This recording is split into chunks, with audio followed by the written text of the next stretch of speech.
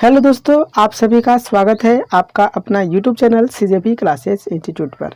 मैं आर.के. शर्मा। जैसा आप सभी को पता है, हमारे चैनल पर रात 8 बजे एसएससी 2020 के लिए जीके जीएस फुल डिस्कशन के साथ की प्रैक्टिस सेट करवाए जाते हैं, जिसमें 5000 क्वेश्चनों का सीरीज चल रहा है। अब तक हमने 6 प्रैक्टिस सेट सोल्व कर लिए हैं जीके जीएस की। आज हमारा प्रैक्टिस सेट नंबर 7 है। दोस्तों, अगर आप पहली बार ये क्लास देख रहे हैं हमारे चैनल पर या पहली बार विजिट किए हैं, तो जितनी भी क्लास छूट गई है आपकी 6 प्रैक्टिस सेट, तो टेंशन की कोई बात नहीं है। जितने भी क्लासेस हमने कराई है, चाहे मैथ्स की हो, चाहे रीजनिंग की हो, चाहे जीके जीएस की हो, जितने भी अब तक क्लासेस हो चुके हैं उनके वीडियो मैंने प्लेलिस्ट बना के प्लेलिस्ट सेक्शन में ऐड कर दिया है। वहां जाकर आप चैनल पर देख सकते हैं। टाइमिंग जान लीजिए, सुबह 10 बजे मैथ्स और रीजनिंग की क्लास होता है और 8 बजे रात को डेली जीके जीएस की क्लास होती है, और सुबह 6 बजे हर रोज़ करंट अफेयर्स आता है। तो आप लोग करंट अफेयर्स भी देखना ना भूलें। तो इसके लिए आप लोग मेरे चैनल को सब्सक्राइब कर लें और बेल आइकन को दबा दें, ताकि आपको हर रोज़ नोटिफिकेशन न्यू वीडियो का आते रहे। और पीडीएफ और बुक्स मटेरियल के लिए आप हमारे टेलीग्राम लिंक से जुड़ जाएं, इसका लिंक डिस्क्रिप्शन बॉक्स में दिया हुआ है। तो चलिए हम लोग चलते हैं प्रैक्टिस सेट नंबर 7 की ओर। जैसा हम लोग जानते हैं कि सबसे पहले हम सारा क्वेश्चन को डिस्कस कराते हैं और उसके बाद अंत में हम प्रैक्टिस सेट करवाते हैं। जो न्यू स्टूडेंट हैं उनके लिए बहुत ही इम्पोर्टेंट है कि सबसे पहले हम आपको सारा क्वेश्चन कराएंगे, उसके बाद अंत में हम लोग डिस्कशन करेंगे। ठीक है, तो हम लोग सबसे पहले क्या करते हैं, क्वेश्चन करते हैं। तो हम लोगों का पहला नंबर क्वेश्चन है जी। तो पहला नंबर हम लोगों का क्वेश्चन है, वायु में ध्वनि का वेग निम्नलिखित में परिवर्तन द्वारा प्रभावित नहीं होगा। ऑप्शन ए, वायु में उपस्थित आर्द्रता, बी, वायु का ताप, सी, वायुमंडलीय दाब, डी, वायु की संरचना। इसका सही जवाब आप लोग कमेंट बॉक्स में कमेंट करके दे सकते हैं। जी हाँ, इसका सही आंसर है ऑप्शन सी, यानी कि वायुमंडलीय दाब। क्वेश्चन नंबर 72, दो ध्वनियों ए एवं बी की तीव्रता का अनुपात 100:1 है। ए का आयाम बी की अपेक्षा अधिक होगा। कितना अधिक होगा? ऑप्शन ए 100 गुना, बी 10 गुना, सी 2 गुना और डी √2 गुना। जी हाँ, इसका सही आंसर है ऑप्शन बी, यानी कि 10 गुना। ठीक है, कितना अधिक होगा? 10 गुना। अब हम लोग चलते हैं नेक्स्ट क्वेश्चन, यानी कि क्वेश्चन नंबर 73 के ऊपर जी। एक कण का प्रारंभिक वेग u t = 0 तथा त्वरण f a t द्वारा किया जाता है। निम्नलिखित संबंधों में से कौन सा संबंध सही होगा?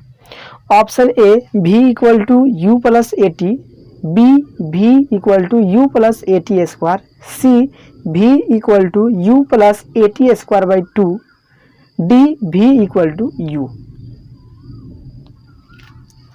जी हाँ, इसका सही आंसर है ऑप्शन ए। ठीक है, इसका सही आंसर है ऑप्शन ए, यानी कि v = u + at। अब हम लोग चलते हैं 74 नंबर क्वेश्चन के ऊपर जी। हम लोगों का क्वेश्चन नंबर 74 है, विरामावस्था से गिरते हुए पिंड द्वारा तय की गई दूरी प्रथम, द्वितीय एवं तृतीय सेकंड में निम्नलिखित में से किस अनुपात में होगी?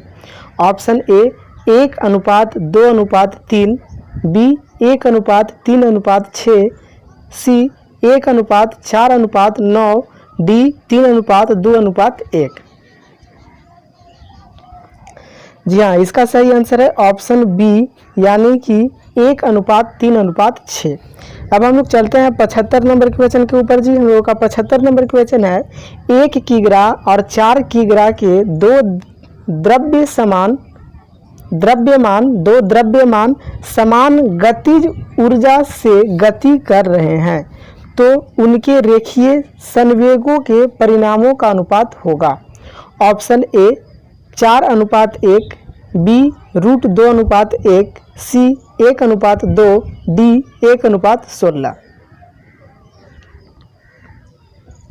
जी हाँ, इसका सही आंसर है ऑप्शन सी, यानी कि 1:2।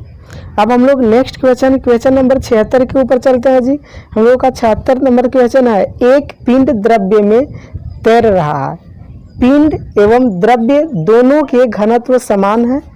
यदि पिंड को थोड़ा सा दबाकर छोड़ दिया जाता है तो यह करता है, क्या करता है, इसके साथ क्या होगा? ऑप्शन ए दोलन करने लगेगा, बी तली तक डूब जाएगा, सी पूर्व स्थिति में तुरंत लौट आएगा, डी छोड़ी गई स्थिति में रहेगा।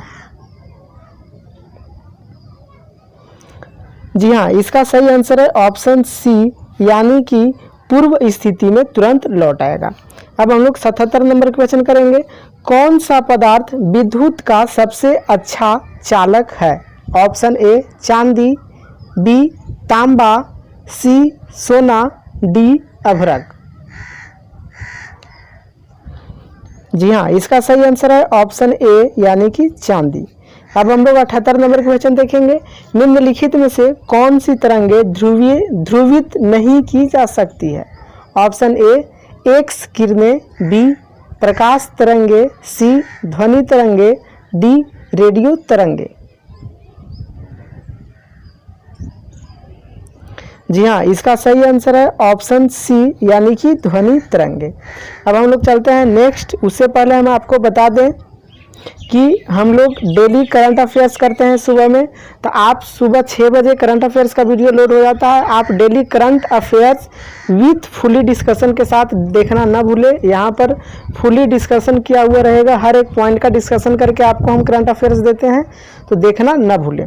इसके साथ ही बता दें कि यहाँ पर महत्वपूर्ण जीके जीएस का वीडियो दिया हुआ है, प्ले लिस्ट बना करके आप वहाँ से महत्वपूर्ण एग्जाम में पूछे जाने वाले क्वेश्चन है उसमें, वहाँ से आप जीके जीएस जरूर देख लें। अब हम लोग चलते हैं क्वेश्चन नंबर 79 के ऊपर जी। मेरा क्वेश्चन नंबर है 79, ठीक है, 79। किसी गैस में ध्वनि तरंगे सदैव होती है?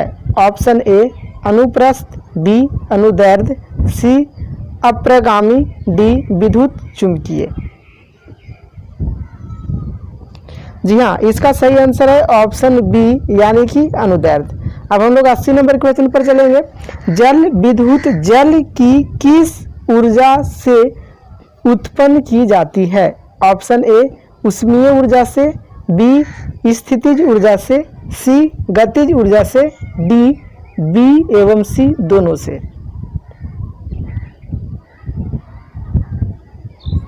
जी हाँ, इसका सही आंसर है ऑप्शन डी, यानी कि बी एवं सी दोनों से, यानी कि स्थितिज ऊर्जा से और गतिज ऊर्जा से। अब हम लोग 81 नंबर क्वेश्चन करेंगे, जब जल को 0 डिग्री सेल्सियस से 10 डिग्री सेल्सियस तक गर्म करते हैं तो इसका आयतन ऑप्शन ए बढ़ेगा, बी घटेगा, सी अपरिवर्तित रहेगा, डी पहले घटेगा फिर बढ़ेगा।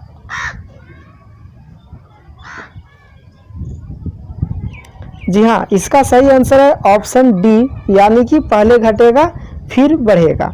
अब हम लोग चलते हैं नेक्स्ट क्वेश्चन नंबर 82 करेंगे जी।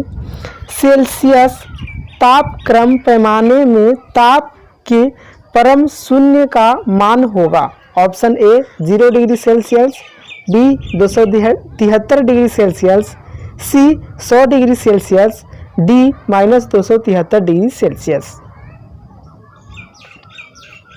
जी हाँ, इसका सही आंसर है ऑप्शन डी, यानी कि -273 डिग्री सेल्सियस।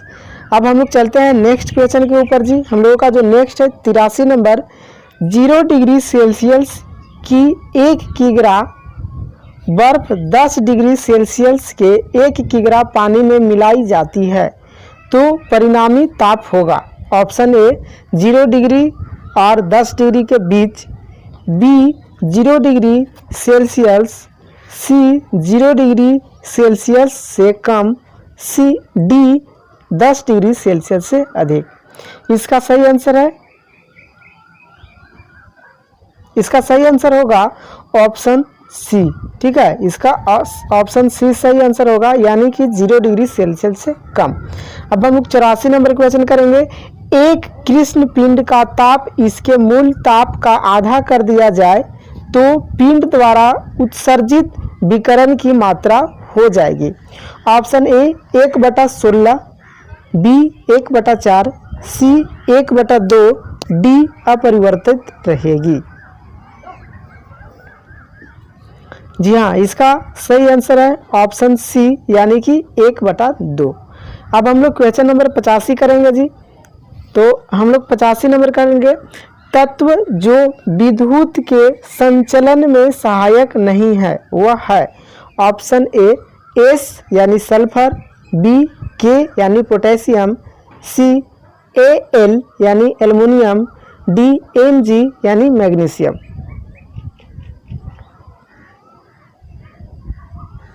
जी हाँ, इसका सही आंसर है ऑप्शन ए यानी कि एस यानी सल्फर।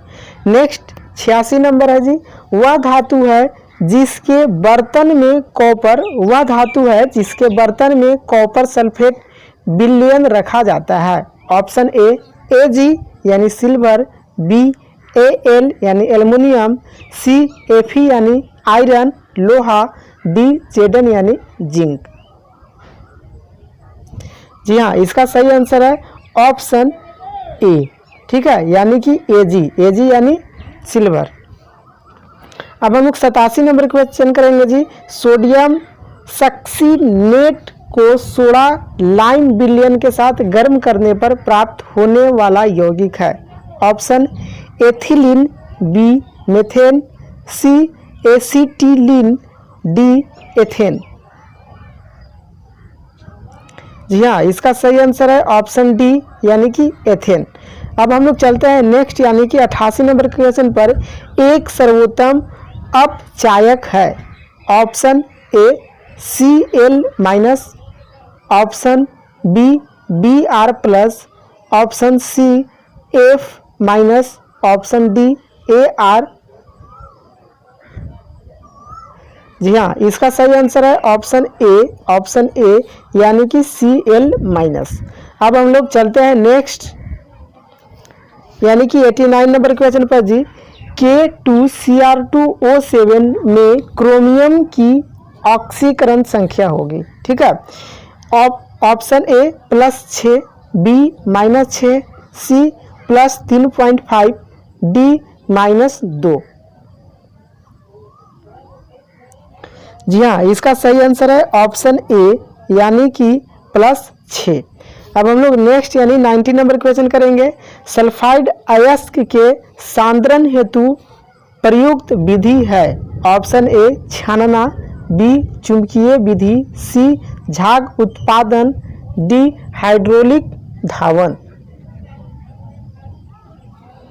जी हाँ, इसका सही आंसर है ऑप्शन सी यानी कि झाग उत्पादन। अब हम लोग चलते हैं नेक्स्ट डिस्कशन पर चलेंगे। अब हम लोग तो इससे पहले हम आपको बता दें कि आप लोग मिला लीजिए कि आपका इसमें कितना सही हुआ इस प्रैक्टिस सेट में और कितना गलत।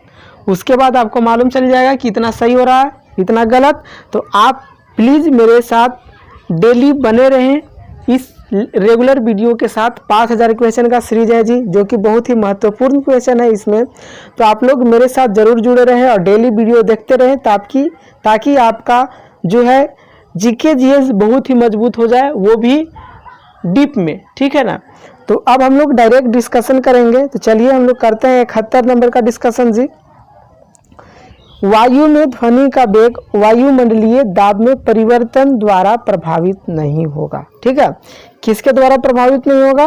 तो वायु में ध्वनि का वेग वायुमंडलीय दाब में परिवर्तन द्वारा नहीं होगा, ठीक है। अब हम लोग नेक्स्ट है इसी का पॉइंट उसको देखते हैं। माध्यम का ताप बढ़ने पर उनमें ध्वनि की चाल बढ़ जाती है। अगर माध्यम का ताप बढ़ा देंगे, अगर उसको ज़्यादा हीट कर देंगे तो उसमें ध्वनि का जो चाल रहेगा वो भी बढ़ जाएगा। ध्वनि का चाल क्या होगा? वो बढ़ जाएगा। नेक्स्ट पॉइंट, वायु में 1 डिग्री सेल्सियस पर ताप बढ़ने पर ध्वनि का चाल 0.61 मीटर पर सेकंड बढ़ जाती है। अगर हम लोग वायु में 1 डिग्री सेल्सियस ताप को बढ़ा देते हैं तो ध्वनि का चाल जो होता है, जो बढ़ता है, वो होता है 0.61 मीटर पर सेकंड। नेक्स्ट पॉइंट, आर्द्र वायु में ध्वनि की चाल बढ़ जाती है, ठीक है। आर्द्र वायु यानी कि जब भीगा भीगा वायु रहेगा तो उसमें भी ध्वनि की चाल बढ़ जाती है। नेक्स्ट पॉइंट, यही कारण है कि बरसात के मौसम में सीटी की आवाज़ बहुत दूर तक सुनाई देती है, ठीक है ना। आर्द्र वायु में ध्वनि की चाल बढ़ जाता है, इसीलिए बरसात के मौसम में अगर सीटी का आवाज़ होगा तो वो बहुत दूर तक सुनाई देगा। अब हम लोग नेक्स्ट पॉइंट का डिस्कशन करेंगे जी। इसी का नेक्स्ट पॉइंट है ध्वनि की चाल गैस के घनत्व अथवा गुणभार के वर्गमूल के व्युत्क्रमानुपाती यानी कि इन्वर्सली प्रोपोर्शनल होती है। ध्वनि की चाल और गैस का घनत्व, ठीक है, ध्वनि के चाल गैसों के घनत्व अथवा गुण भार के वर्गमूल दोनों क्या होते हैं, तो दोनों होते हैं व्युत्क्रमानुपाती यानी कि इन्वर्सली प्रोपोर्शनली, यानी कि एक बढ़ेगा तो एक घटेगा। अब हम लोग 72 नंबर क्वेश्चन का डिस्कशन करेंगे। दो ध्वनियों ए एवं बी की तीव्रता का अनुपात 100:1 है। ए का आयाम बी की अपेक्षा 10 गुना अधिक होगा। कितना गुना अधिक होगा? 10 गुना, ठीक है। जब ए और बी का तीव्रता का अनुपात दे दिया गया है 100/100:1, तो इसमें ए का बी की अपेक्षा 10 गुना अधिक होगा, ठीक है ना। ए का आयाम बी से 10 गुना अधिक होगा। नेक्स्ट पॉइंट है तीव्रता ध्वनि का वह लक्षण है जिससे ध्वनि धीमी, मंद अथवा तीव्र प्रबल सुनाई देती है। तीव्रता ध्वनि का वह लक्षण है, तीव्रता यानी कि तेज, ठीक है ना। ध्वनि का वह लक्षण है जिसमें ध्वनि धीमी, मंद अथवा तीव्र प्रबल में सुनाई देती है। नेक्स्ट पॉइंट, ध्वनि की तीव्रता डेसीबेल में मापा जाता है। ध्वनि की तीव्रता किस में मापा जाता है? तो ध्वनि की तीव्रता जो होती है वो डेसीबेल में मापा जाता है। नेक्स्ट पॉइंट, ध्वनि की तीव्रता आयाम के वर्ग के अनुक्रमानुपाती होता है। ध्वनि का जो तीव्रता होता है वो आयाम के वर्ग के अनुक्रमानुपाती होगा, यानी कि आयाम के वर्ग बढ़ेगा तो ध्वनि की तीव्रता भी बढ़ेगा। ध्वनि का तीव्रता जब घटेगा तो आयाम के वर्ग भी घटेगा। नेक्स्ट पॉइंट, आवृत्ति के वर्ग के अनुक्रमानुपाती होती है। तो ये तो हो गया पॉइंट। अब हम लोग चलते हैं नेक्स्ट पॉइंट, ये लास्ट पॉइंट था, ध्वनि माध्यम के घनत्व के अनुक्रमानुपाती होता है, ठीक है।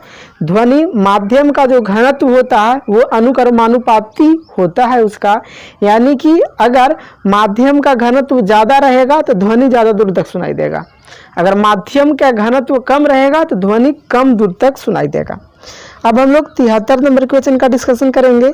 एक कण का प्रारंभिक वेग u t=0 तथा त्वरण f at द्वारा किया जाता है, तो यहाँ पर v u + at होगा। v क्या होगा? तो v u + at। Next point, एक समान त्वरित गति के लिए गैलीलियो के समीकरण, ठीक है, एक समान त्वरित गति के लिए गैलीलियो के समीकरण है, यदि किसी वस्तु का प्रारंभिक वेग u तथा त्वरण a हो और वस्तु द्वारा s दूरी चलकर t सेकेंड के पश्चात उसका अंतिम वेग v हो जाए, ठीक है, तो क्या होगा? तो यहाँ पर दे दिया गया है, ये सारा पॉइंट है, ऐसा ऐसा होता है, ठीक है। एक बार फिर से हम आपको दिखा देंगे कि एक समान त्वरित गति के लिए गैलीलियो के समीकरण, ठीक है। गैलीलियो का क्या समीकरण है वो नीचे दिया हुआ है।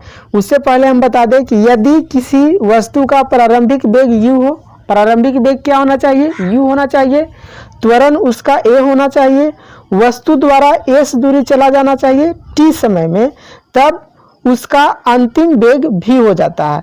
तो ऐसा में जो समीकरण बनेगा वो बनेगा v = u + at, दूसरा s = ut + ½ at², c v² = u² + 2as, ठीक है, v² = u² + 2as।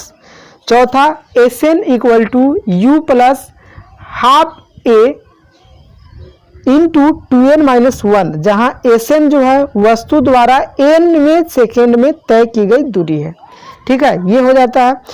अब हम लोग नेक्स्ट 74 नंबर करेंगे। उससे पहले हम आपको बता दें कि 10th क्लास के जो स्टूडेंट हैं उनके लिए बहुपद का क्लास चलाया जा रहा है। तो आपके अगल बगल में जितने भी 10th क्लास के स्टूडेंट हैं या आपके दोस्त के भाई बहन जो कुछ भी हैं उनको आप बता दें, यहाँ पर मैथ्स बहुत ही डीप में बहुत ही अच्छे तरीके से समझा करके कराया जा रहा है। इसके बाद जो 12th क्लास के स्टूडेंट हैं उनके लिए ट्रिगोनोमेट्री अभी चल रहा है, तो वे लोग ट्रिगोनोमेट्री देखना ना भूलें। उन लोगों को आप बताइए कि ट्रिगोनोमेट्री का क्लास बेहतरीन क्लास चल रहा है, तो आप लोग यहाँ से देख लें, ठीक है। अब हम लोग 74 नंबर क्वेश्चन का डिस्कशन करेंगे जी।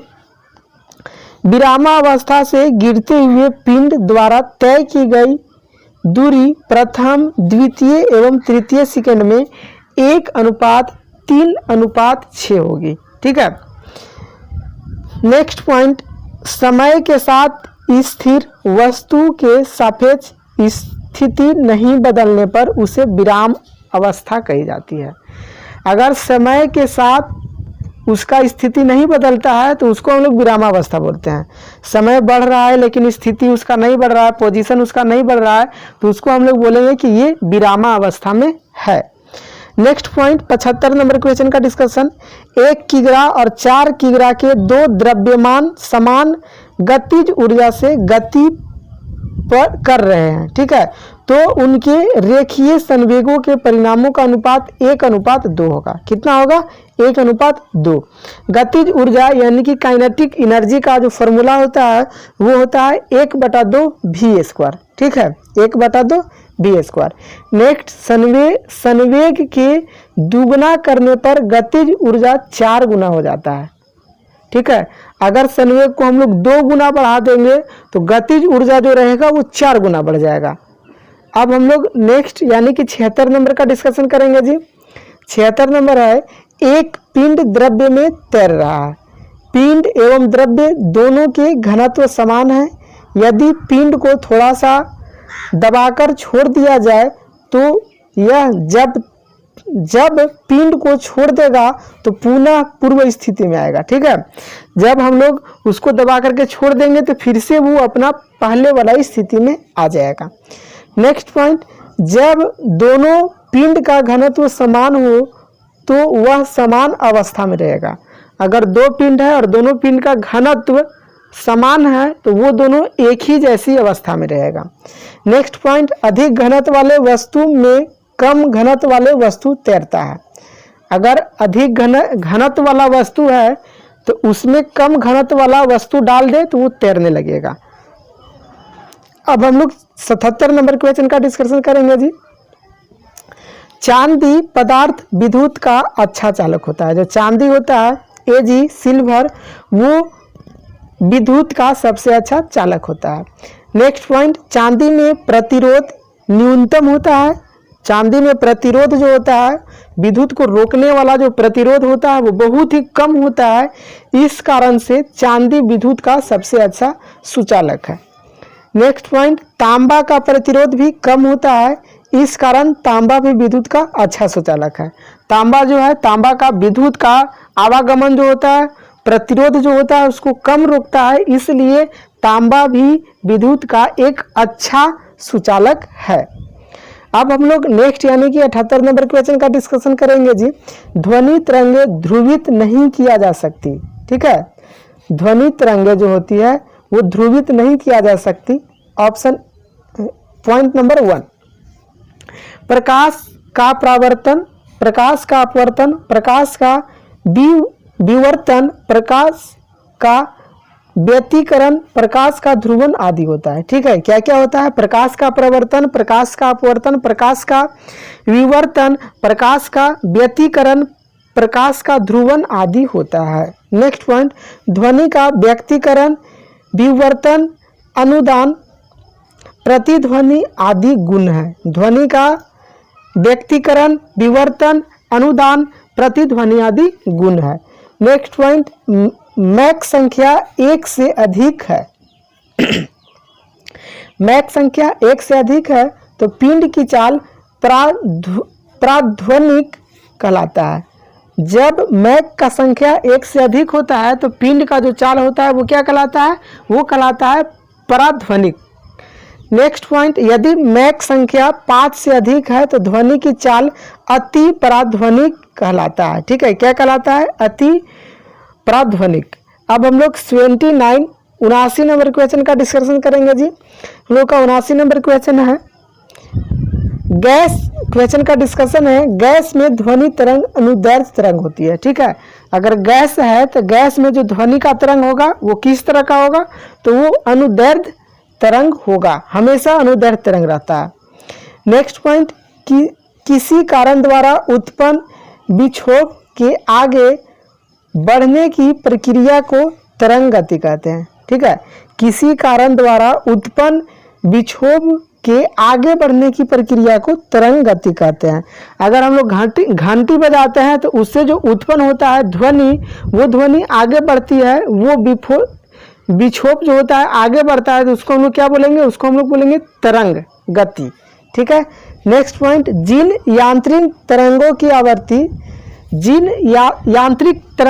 आवृत्ति 20 हर्ट्ज से लेकर के 20,000 हर्ट्ज के बीच होती है, उसकी अनुभूति हमारे कानों से होती है। ठीक है, यानी कि जो मनुष्य है, मनुष्य 20 हर्ट्ज से लेकर के 20,000 हर्ट्ज तक के ध्वनि को सुन सकता है, ध्वनि के तरंग को सुन सकता है। नेक्स्ट पॉइंट, जब तरंग गति की दिशा माध्यम के कणों के कंपन करने की दिशा लंबवत होती है तो इस प्रकार की तरंगे को अनुप्रस्थ तरंग कहते हैं। अनुप्रस्थ तरंग किसको कहते हैं? तो जब तरंग की गति की दिशा माध्यम के कणों के कंपन की दिशा के लंबवत, ठीक है, यानी कि परपेंडिकुलर होगा तो इस प्रकार के तरंग को अनुप्रस्थ तरंग कहेंगे। नेक्स्ट पॉइंट, प्रकाश विद्युत चुंबकीय तरंग है। प्रकाश कैसा तरंग है जी? तो प्रकाश जो है वो विद्युत चुंबकीय तरंग है। नेक्स्ट पॉइंट, 80 नंबर क्वेश्चन का हम लोग डिस्कशन करेंगे जी। जल विद्युत जल की ऊर्जा स्थितिज ऊर्जा और गतिज ऊर्जा दोनों होती है। ठीक है, जल जो है विद्युत जल की ऊर्जा स्थितिज ऊर्जा और गतिज ऊर्जा दोनों होती है। नेक्स्ट पॉइंट, किसी वस्तु में उसका गति के कारण कार्य करने की जो क्षमता आ जाती है उस वस्तु के गतिज ऊर्जा कहते हैं। किसी वस्तु में गति के कार्य करने की क्षमता आ जाती है तो उसको हम लोग क्या बोलेंगे? उसको हम लोग बोलेंगे गतिज ऊर्जा। नेक्स्ट पॉइंट, किसी वस्तु में विशेष अवस्था या स्थिति के कारण जो कार्य करने की क्षमता आती है उसे स्थितिज ऊर्जा कहेंगे। ठीक है, स्थितिज ऊर्जा किसको बोलेंगे? तो किसी वस्तु में विशेष अवस्था या स्थिति के कारण जो कार्य करने की क्षमता आती है उसे स्थिति ऊर्जा कहेंगे। नेक्स्ट पॉइंट, बांध में इकट्ठा किए गए पानी ऊर्जा स्थितिज ऊर्जा का उदाहरण है। बांध में जो पानी इकट्ठा किया जाता है उस कौन सा ऊर्जा है? तो वो है स्थितिज ऊर्जा। नेक्स्ट पॉइंट, घड़ी की चाबी में संचित ऊर्जा स्थितिज ऊर्जा है। घड़ी के चाबी में जो ऊर्जा संचित होती है वो कौन सी ऊर्जा है? स्थितिज ऊर्जा। Next point, PE potential energy equal to mgh होता है, जहाँ m जो है वो द्रव्यमान है, g जो है गुरुत्वाजनिक त्वरण है और h जो है वो ऊंचाई है। अब हम लोग 81 क्वेश्चन नंबर का डिस्कशन करेंगे जी। 81, जब जल को 0 डिग्री सेल्सियस से 10 डिग्री सेल्सियस तक गर्म करते हैं तो इसका आयतन पहले घटेगा फिर बढ़ेगा। ठीक है, पहले क्या होगा? पहले घट जाएगा और फिर बढ़ जाएगा। जल सबसे पहले 0 डिग्री सेल्सियस से उसको हम लोग बढ़ा करके 10 डिग्री सेल्सियस तक गर्म कर देंगे तो इसका जो आयतन होगा वो पहले घटेगा और फिर उसके बाद क्या होगा? बढ़ जाएगा। नेक्स्ट पॉइंट, जल का असामान्य प्रसार होता है। ठीक है, जल का प्रसार कैसा होता है? असामान्य प्रसार, कहीं भी बह सकता है, किसी भी अवस्था में बह सकता है। नेक्स्ट पॉइंट, प्रत्येक द्रव्य को गर्म करने पर आयतन बढ़ता है। कोई भी द्रव्य हो, ठीक है ना, कोई भी द्रव्य ले लेते हैं दुनिया का उठा करके, सब द्रव्य को अगर गर्म करेंगे तो उसका जो आयतन है, आयतन क्या होगा? आयतन उसका बढ़ जाएगा। नेक्स्ट पॉइंट, लेकिन जल का आयतन 0 डिग्री सेल्सियस से 4 डिग्री सेल्सियस तक घटेगा और उसके बाद पुनः बढ़ेगा। ठीक है, लेकिन जो पानी है, जल जो है, उसका आयतन 0 डिग्री से 4 डिग्री सेल्सियस तक घटेगा और उसके बाद पुनः बढ़ेगा। नेक्स्ट पॉइंट, 4 डिग्री सेल्सियस पर जल का घनत्व अधिकतम होता है। 4 डिग्री सेल्सियस पर जल का जो घनत्व होता है वो सबसे अधिक होता है। अब हम लोग 82 नंबर क्वेश्चन का डिस्कशन करेंगे जी। सेल्सियस तापक्रम पैमाने में ताप के परम शून्य का मान -273 डिग्री सेल्सियस होगा। ठीक है। नेक्स्ट पॉइंट, परम शून्य तापमान से नीचे ताप प्राप्त करना अब तक संभव नहीं है। जो परम शून्य तापमान से नीचे का जो ताप होता है वो प्राप्त करना अब तक संभव नहीं हुआ है। नेक्स्ट पॉइंट, अधिकतम तापक्रम की कोई सीमा नहीं है। अधिकतम कितना ताप हो सकता है इसका कोई सीमा नहीं है। अब हम लोग 83 नंबर क्वेश्चन का डिस्कशन करेंगे जी। 0 डिग्री सेल्सियस की 1 किग्रा बर्फ 10 डिग्री सेल्सियस के 1 किग्रा पानी में मिलाई जाती है तो परिणामी ताप 0 डिग्री सेल्सियस से कम होता है। तो उसका ताप जो होगा, रिजल्ट निकलने के बाद, दोनों को मिलाने के बाद जो ताप होगा वो 0 डिग्री सेल्सियस से कम होगा।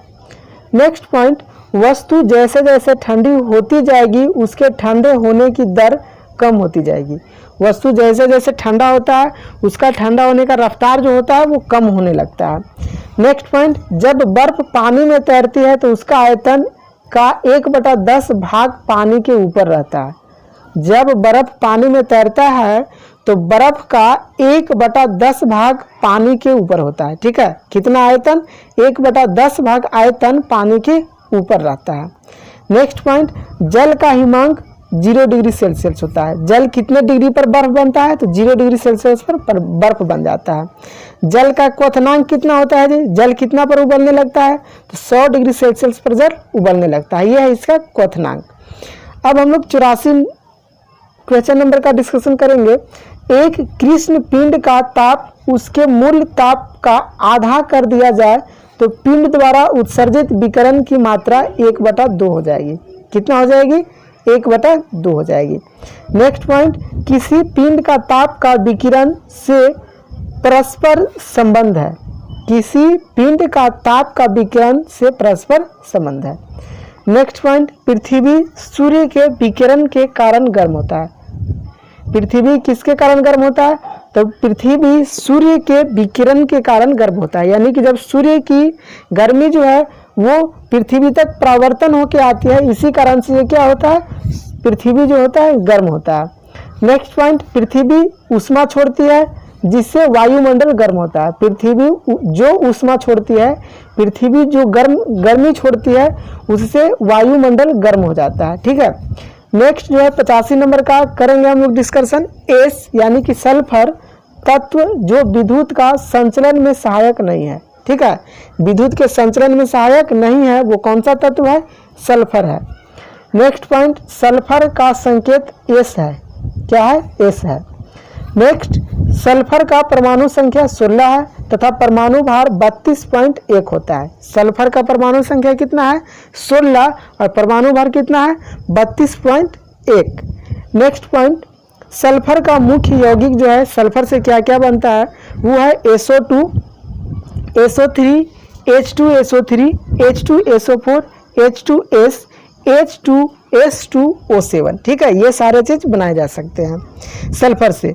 नेक्स्ट पॉइंट, प्राकृतिक रबर में सल्फर मिश्रित करने की प्रक्रिया बलकनीकरण कहलाती है। अगर प्राकृतिक रबर में, जो प्राकृतिक नेचुरल रबर है उसमें अगर हम लोग सल्फर मिला देते हैं तो यह प्रक्रिया बलकनीकरण कहलाती है। क्या कहलाता है? बलकनीकरण। ठीक है। अब हम लोग नेक्स्ट पॉइंट 86 नंबर पर चलेंगे जी। वह धातु Ag है जिसके बर्तन में कॉपर सल्फेट विलयन रखा जाता है। ठीक है ना। जिसके बर्तन में कॉपर सल्फेट रखा जाता है। नेक्स्ट पॉइंट, चांदी का रासायनिक सूत्र Ag है। Ag यानी कि चांदी। नेक्स्ट, नेटिव सिल्वर Ag संकेत है। ठीक है ना। नेटिव सिल्वर का Ag क्या है? संकेत है। जो नेटिव सिल्वर होता है उसका संकेत क्या है? Ag। ठीक है। नेक्स्ट पॉइंट, अर्जेंटाइन का 2s संकेत है। अर्जेंटाइन का क्या संकेत है? तो Ag2s। नेक्स्ट पॉइंट 87 नंबर का क्वेश्चन का डिस्कशन करेंगे। सोडियम सक्सीनेट को सोडा लाइम विलयन के साथ गर्म करने पर एथेन यौगिक प्राप्त होता है। कौन सा यौगिक प्राप्त होता है? एथेन यौगिक। नेक्स्ट पॉइंट, जब शुद्ध पदार्थ रासायनिक रूप से दो या दो से अधिक तत्वों के एक निश्चित अनुपात में रासायनिक संयोग से बने होते हैं तो यौगिक कहलाते हैं। क्या कहलाते हैं? यौगिक कहलाते हैं। फिर से, जब शुद्ध पदार्थ रासायनिक रूप से दो या दो से अधिक तत्वों के निश्चित अनुपात में रासायनिक संयोग से बने होते हैं तो वो कहलाते हैं यौगिक। ठीक है। नेक्स्ट पॉइंट, जल यौगिक का सबसे अच्छा उदाहरण है। जल जो है यौगिक का सबसे अच्छा उदाहरण है। जल में बहुत सारे चीज मिले होते हैं। नेक्स्ट पॉइंट, जल एक सर्वोत्तम अपचायक Cl- है। एक सबसे जो सर्वोत्तम अपचायक है, सबसे ज़्यादा उपचायक है, वो क्या है? Cl-। नेक्स्ट पॉइंट, क्लोरीन एक अच्छा विरंजक है। क्लोरीन क्या है जी? क्लोरीन एक अच्छा विरंजक है। नेक्स्ट, क्लोरीन का प्रयोग रोगाणुनाशक, bleaching powder, phosgene, mustard gas, lewisite आदि उत्पादन में होती है। ठीक है ना। क्लोरीन का यहाँ प्रयोग किया जाता है। नेक्स्ट जो है 89 नंबर क्वेश्चन का डिस्कशन करेंगे। K2Cr2O7 में क्रोमियम की ऑक्सीकरण संख्या +6 होता है। कितना होता है? +6। नेक्स्ट पॉइंट, वह अभिक्रिया जिसमें किसी परमाणु की ऑक्सीकरण संख्या का मान बढ़ जाता है ऑक्सीकरण कहलाते हैं। क्या कहलाते हैं? ऑक्सीकरण। कब कहलाते हैं? वह प्रक्रिया जिसमें परमाणु का ऑक्सीकरण संख्या का मान बढ़ जाता है तो वो कहलाते हैं ऑक्सीकरण। ठीक है। एग्जाम्पल पहला जो है Na अभिक्रिया करेगा तो इसमें जो बनेगा Na++E यानी कि इलेक्ट्रॉन। ठीक है। Fe++ जो अभिक्रिया बनेगा तो बनेगा Fe+++ फिर इलेक्ट्रॉन बनेगा यानी कि प्लस इलेक्ट्रॉन। दोनों ऑक्सीकरण का उदाहरण है। दोनों क्या है? ऑक्सीकरण का उदाहरण। नेक्स्ट जो है Cu++ और फिर प्लस Zn अभिक्रिया करेगा तो बनेगा Cu। ठीक है। नेक्स्ट पॉइंट, Cl2+Ze अभिक्रिया करेगा तो बनेगा 2D। दोनों किसके हैं? तो दोनों अवकरक के उदाहरण है। अब हम लोग 19 नंबर क्वेश्चन का डिस्कशन करेंगे जी। हम लोग का 19 नंबर क्वेश्चन है, सल्फाइड अयस्क के सांद्रण हेतु झाग उत्पादन विधि प्रयुक्त होता है। क्या होता है? झाग उत्पादन विधि प्रयुक्त होता है। नेक्स्ट पॉइंट, सल्फाइड एक विषैला पदार्थ है। सल्फाइड कैसा पदार्थ है? तो सल्फाइड जो है विषैला पदार्थ है, उसमें विष होता है। नेक्स्ट पॉइंट, अयस्क से मैट्रिक्स या गैंग को पृथक करने की प्रक्रिया को अयस्क का सांद्रण कहते हैं। क्या कहते हैं? अयस्क का सांद्रण। नेक्स्ट पॉइंट, अधिक घनत्व वाले अयस्कों का सांद्रण गुरुत्व पृथक्करण विधि द्वारा किया जाता है। ठीक है। अधिक घनत्व वाले जो अयस्क का सांद्रण होता है वो गुरुत्व पृथक्करण विधि द्वारा किया जाता है। नेक्स्ट पॉइंट, सल्फाइड अयस्कों का सांद्रण फेन उत्प्लावन विधि द्वारा किया जाता है। सल्फाइड के जो अयस्क होते हैं उसका सांद्रण यानी कि छटाव फेन उत्प्लावन विधि द्वारा किया जाता है। जैसे CuFeS2, अगला PbS, अगला Ag2S, नेक्स्ट ZnS आदि का। ठीक है। ये सारे चीज़ों का जो सांद्रण होता है वो होता है फेन उत्प्लावन विधि द्वारा।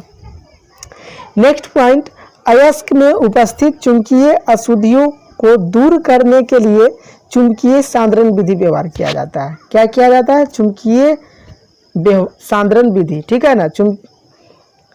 जैसे एग्जांपल ले लेते हैं तो ये है टिन स्टोन SnO2। तो आज के लिए इतना ही। अब हम लोग मिलेंगे नेक्स्ट क्वेश्चन में।